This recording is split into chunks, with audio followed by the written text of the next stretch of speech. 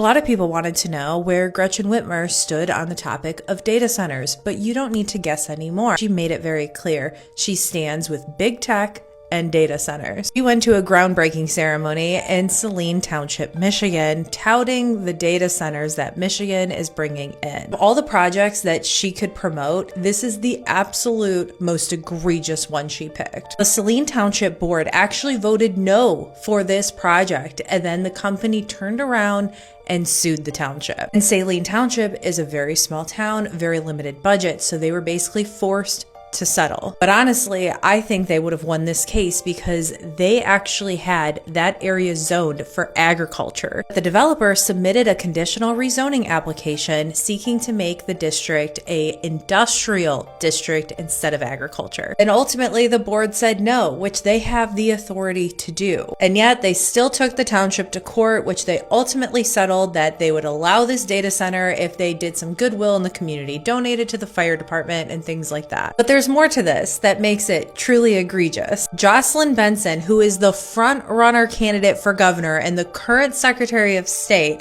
has familial ties to that company that sued the township. Her husband was the vice president of related companies which took on this project. And that's not all. The company also had to go in front of state regulators to get approval for DTE's application, which is our energy company. Not only was it fast-tracked, but they also denied ratepayer advocacy groups, environmental groups, and other groups an opportunity to file testimony on the project's impacts as part of a contested case. Breaking all the rules, cutting every corner to bring this data center in that residents and elected officials did not want. And to make matters worse, they also got a tax write-off on this whole thing. So data centers in Michigan get to eliminate the Michigan 6% sales and use tax on eligible construction and equipment purchases. So much for taxing the rich. Now, if you guys don't know me, I am very involved in local government, and I do think that a lot of these local governments are out of their damn mind, but this Saline Township had every right